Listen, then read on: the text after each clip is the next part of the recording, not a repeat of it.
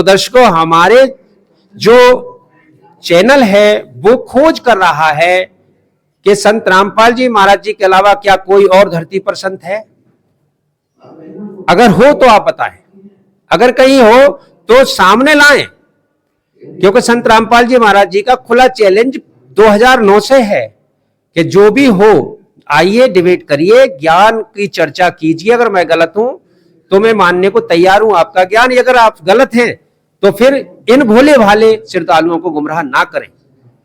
तो ये देखा अभी हम और नमस्कार दर्शकों, मैं गुंद कुमार सिंह, स्वागत है आपका हमारी आध्यात्मिक न्यूज चैनल पर। दर्शकों, इस समय हम एक सत्संग का जो आयोजन हो रहा है उसमें पहुंचे हैं और यहाँ पर संत रामपाल जी महाराज जी के अनुयायी हैं और संत रामपाल जी महाराज जी के द्वारा सत्संग किया जा रहा है, वो भी एलसीडी के माध्यम से। तो एलसीडी के माध्यम से संत रामपाल जी महाराज अपने मंगल प्रवचनों में जो सुनाते हैं वह यहाँ श्रद्धालु बड़ी शांतिपूर्वक अनुशासन में बैठ करके उनका सत्संग सुनते हैं। आज संत रामपाल जी महाराज जी के अनुयायी से हम एक जनार्दन पांडे जी हैं, जनार्दन प्रसाद पांडे, जिन्होंने कमेंट किया था कि आप कपोल कल्पित ज्ञान क्यों सुनाते हो और क्यों भरमा रहे हो, संत रामपाल जी महाराज जी तो जेल में है। तो उनके उसी एक कमेंट का, उन्हीं उस प्रश्न का उत्तर देने के लिए हमने आज संत रामपाल जी महाराज जी के अनुयायियों को यहाँ पर एकत्रित किया है और उनसे उस प्रश्न का जवाब जानेंगे। दर्शकों, कोई भी कमेंट है तो कमेंट या तो सोच विचार करके दिया जाता है या फिर ना समझी में भी दिया जा सकता है, क्योंकि जो भी वीडियो बनेगी तो उस पर जो प्रमाण दिए जाते हैं वो शास्त्र में लिखित होते हैं, शास्त्र में ही होते हैं, तब वो बताए जाते हैं। लेकिन शायद जनार्दन पांडे ने या तो वीडियो नहीं पढ़ी, वीडियो पूरी देखी नहीं है, या फिर उन्होंने अपनी मर्जी से विरोध करते हुए उन्होंने आदेश उनको दिया है। और देखिए सर, ये कुछ कहना चाहते हैं। हाँ सर बोलिए। ऐसा है, कबीर सागर में दिया गया है 4505 तब ये मेरा वचन होगा साचा, और ये 5505 1997 में भी थे। तब हमारे गुरु जी को, हमारे अपने गुरु जी से, उनसे रामानंद स्वामी से, उनसे ज्ञान प्राप्त हुआ था, नाम दीक्षा देने की ये प्रेरणा मिली थी, तब से गुरु। चलो, तो सर ये जो उन्हें ज्ञान मिला था उसके बारे में बात कर रहे थे, तो वो कैसे मिला था वो बताइए, आदेश क्या है? जी 1997 में कबीर परमात्मा मिले थे उनको, उन्होंने आदेश दिया था, और भी गुरु, अपने गुरु रामादेव स्वामी के आदेश से ये 1997 में कबीर परमात्मा जी मिले थे। तब उनको एक प्रेरणा हुई थी सतज्ञान की, और 1994 में उनको नाम देने की प्रेरणा जो है ये अपने गुरु रामदेवानंद स्वामी से प्राप्त हुई थी। ठीक है, तो सर आप कुछ कहना चाह रहे थे। गीता जी के अनुसार तत्व ज्ञान, जैसे गीता जी तो जनार्दन पांडे जी भी पढ़ते हैं, कह रहे हैं मैं भी गीता पढ़ा हुआ हूं तो मुझसे सीख लो। तो क्या गीता जी संत रामपाल जी महाराज जी नहीं, अलग से बताइए क्या बात है? नहीं, गीता प्रेस गोरखपुर है, उसमें सही से देखें। और ये तो सर मेरा सवाल ये है, वो जनार्दन पांडे जी कह रहे हैं कि जो गीता जी आप बोल रहे हो वो मैंने भी पढ़ी है, गुरु के बिना आप मुझसे सुन लो, पढ़ते हैं उसके क्या मुझे गुरु मान लो?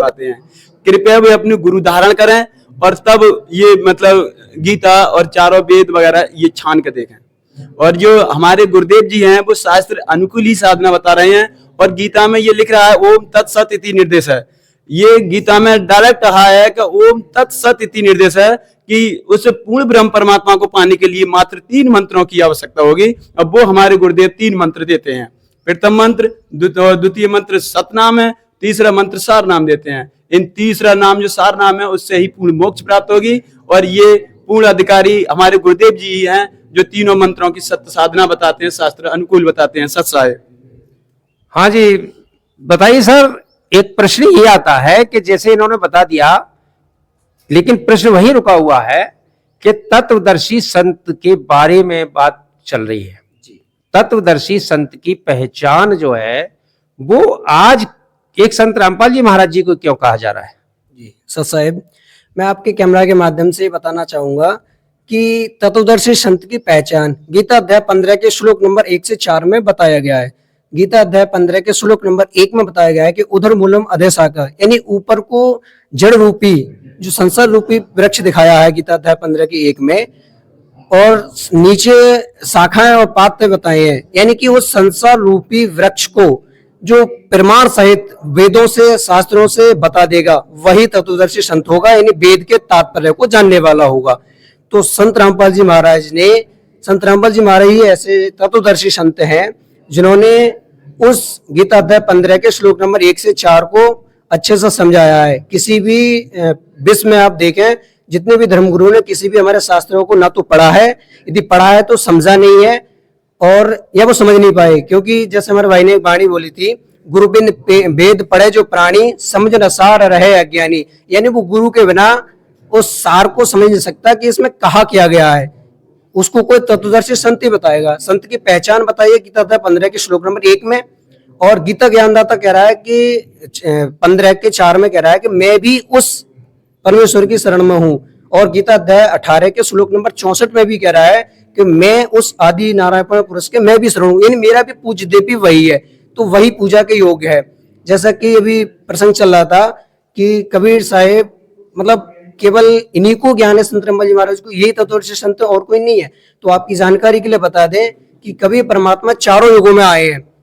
एक वाणी है परमात्मा की कि सतयुग में सत सुकृत कह टेरा, त्रेता नाम मुनिंदर मेरा, और द्वापर में करुणा में कहाया, और कलयुग नाम कबीर धराया। यानी परमात्मा चारों युगों में आया है। सतयुग में सत सुकृत नाम से आए थे। सतयुग में भी परमात्मा कबीर जी यही ज्ञान बताया करते थे जो आज से 600 साल पहले काशी में आकर बताया, और वर्तमान में संत रामपाल जी महाराज बता रहे हैं, वही ज्ञान बताया। तो उन लोगों ने उस समय सतयुग में उन्हें वामदेव नाम से जानने लगे। आप वामदेव को अच्छी तरह से जानते होंगे। वाम का अर्थ होता है उल्टा, यानी वो बताते सही थे लेकिन उनका लोग उल्टा समझते थे, उन्हें वामदेव कहने लगे थे। ऐसे ही त्रेता में मुनिंदर रूप में आए थे, नल नील को मिले, और मंदोदरी को मिले, और विभीषण को मिले, जो रावण का भाई विभीषण था उनको मिले, हनुमान जी को भी मिले थे, जिनसे उनका कल्याण हुआ, उन्होंने मंत्र दिया। वही ज्ञान वर्तमान में संत रामपाल जी महाराज बता रहे हैं, और वही वेदों के अनुसार, शास्त्रों के अनुसार तत्वदर्शी संत हैं। परमात्मा की वाणी ये भी है, सतगुरु के लक्षण कहूं मधुरे वैन विनोद, 4 वेद 6 शास्त्र कहें 18 बोध। क्योंकि गुरु तो दुनिया में बहुत हैं। वाणी है परमात्मा की कि अंधे गूंगे गुरु गणे, लंगड़े लोभी लाख, और साहिब से परचे नहीं काग बनावे साख। परमात्मा की वाणी ये सिद्ध करती है कि सतगुरु वही, यानी सतगुरु का जिक्र किया गया है इसमें। सतगुरु वही होगा जो सभी शास्त्रों को जानता होगा, शास्त्रों के अनुसार ज्ञान बताता होगा। क्योंकि गुरु तो बहुत हैं। आप देखो, गुरुओं की भारत में बाढ़ आई हुई है, गुरु बहुत हैं, लेकिन सतगुरु, सच्चा गुरु एक समय में एक ही होता है, और वो स्वयं परमात्मा होता है, और वो अपने द्वारा रची हुई सृष्टि को वो ज्ञान खुद बताता है। क्योंकि हमारे ऋषि महर्षि अपना शरीर तक गलाकर चले गए, और ब्रह्मा विष्णु महेश को भी सृष्टि का ज्ञान नहीं है, क्योंकि वो भी कह रहे हैं कि हम कैसे उत्पन्न हो गए हमें नहीं पता, हम बस एक जो क्रिया चल रही है वो चला रहे हैं कि ब्रह्मा जी उत्पन्न कर रहे हैं, विष्णु जी पालन कर रहे हैं, और शिव जी संहार कर रहे हैं, बस हमें इतना ही पता है।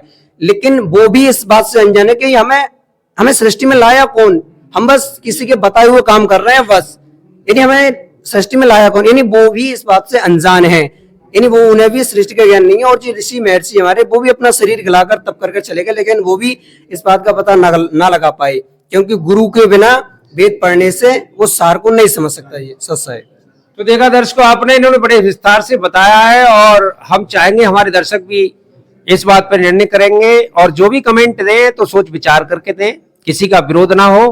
क्योंकि संत रामपाल जी महाराज जी के ज्ञान जो है पूरे विश्व में विख्यात है, और प्रसारण हो रहा है, तो उसको देखें और संत रामपाल जी महाराज जी से विरोध भाव छोड़ दें।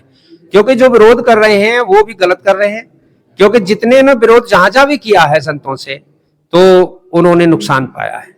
तो दर्शकों, हम आपसे यही प्रार्थना करेंगे कि चैनल को बखूबी आप देखें, लेकिन अच्छी अच्छी जानकारियों को ग्रहण करें, और ये जो बोल रहे हैं एकदम ऐसे स्पष्ट बोलते हैं, और इनको पढ़ाया लिखाया नहीं जाता, समझाया नहीं जाता है।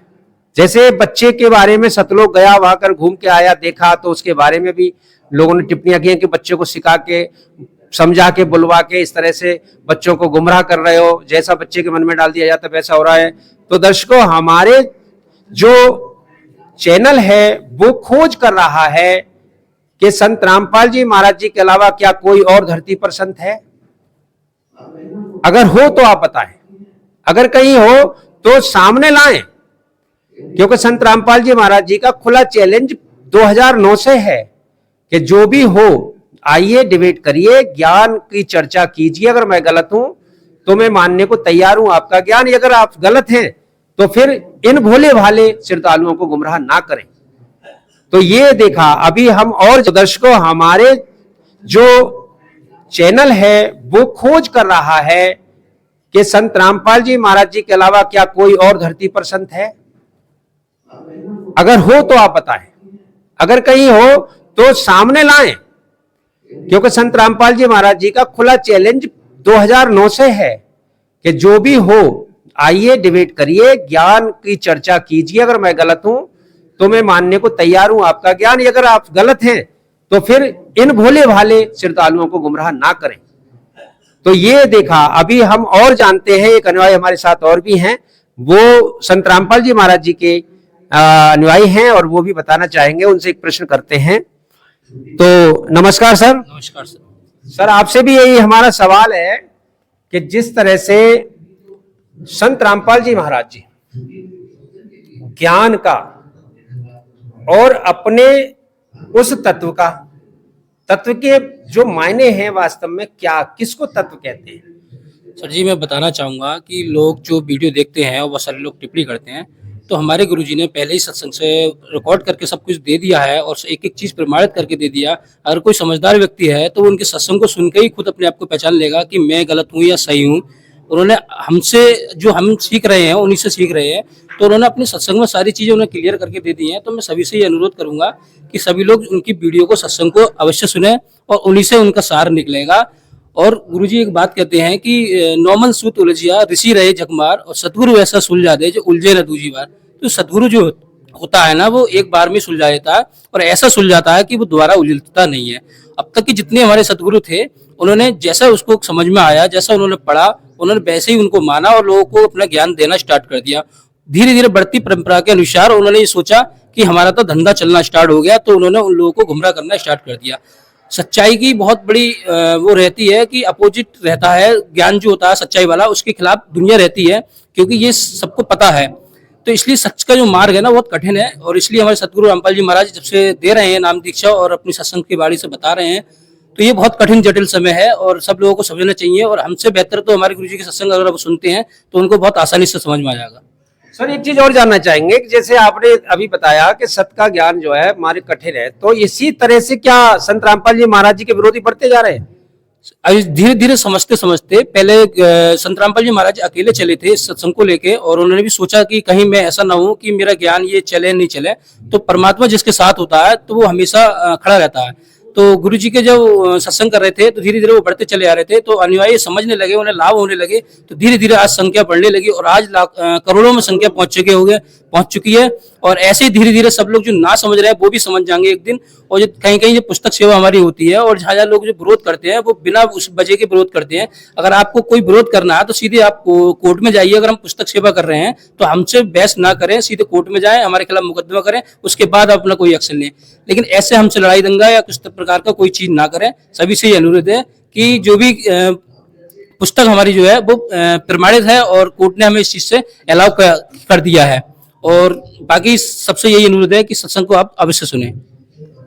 तो धन्यवाद सर। सर एक चीज और आती है सामने, ये जैसे कहते हैं कि जो जितने भी आज तक धर्मगुरु रहे और उन्होंने लाखों लाखों लोगों को अपने उसमें सानिध्य में रखा है, तो क्या वो लोग नहीं जान पाए कि तत्व क्या है? हाँ, वो लोग नहीं जान पाए। अगर वो जान जाते तो आज संत रामपाल जी महाराज जी का विरोध नहीं करते, क्योंकि उन्हें अपने पेट की पड़ी है, वो अपने बिजनेस बढ़ा रहे हैं। उन्हें सर मैं उनकी नहीं कर रहा हूँ जो गुरु बैठे हैं, मैं उन भोले वाले मतलब उन लोगों की बात कर रहा हूँ जो उनके अनुयायी है। हाँ, तो जो अनुयायी है वो तो सीधे साधे हैं। जैसे हम भी थे तो हम भी सीधे हैं, लेकिन कोई व्यक्ति अपनी तर्क बुद्धि से समझना चाहिए कि कोई व्यक्ति अगर समझा रहा है हमें इस तरह से, तो हमें अपनी बुद्धि भी लगानी चाहिए कि इसमें ये सही बोल रहा है या गलत बोल रहा है। कहीं दूसरों की बातों में आके हमें ये नहीं कहना चाहिए वो फलानी सिंह गलत है। तो आजकल के समाज में जो लोग समझ रहे हैं वो बहुत तरीके से आसानी से समझ रहे हैं, लेकिन जो नहीं समझ रहे हैं वो दूसरों की बातों में आ रहे हैं। और उनसे ये अनुरोध है कि आप खुद विचार करें और उनके सत्संग को सुने और दूसरे धर्मगुरुओं के सत्संग को भी सुने, फिर आप मिलान करें, उसके बाद में आप अपना निर्णय लें।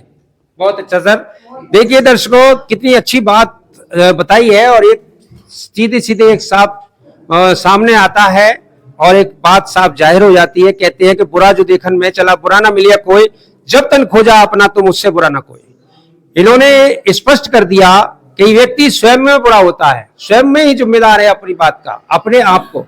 अगर कहीं भी किसी तरह से कोई चीज है तो निर्णय किया जाता है, उसकी तुलना की जाती है, दो चीजों को सामने रखा जाता है तो मिलान किया जाता है। तो संत रामपाल जी महाराज जी के इनका कहना है कि संत रामपाल जी महाराज जी के ज्ञान को और संतों के ज्ञान से मिलान कीजिए और फिर उसके बाद तब निर्णय लीजिए कि किसका गलत और किसका सही है। तो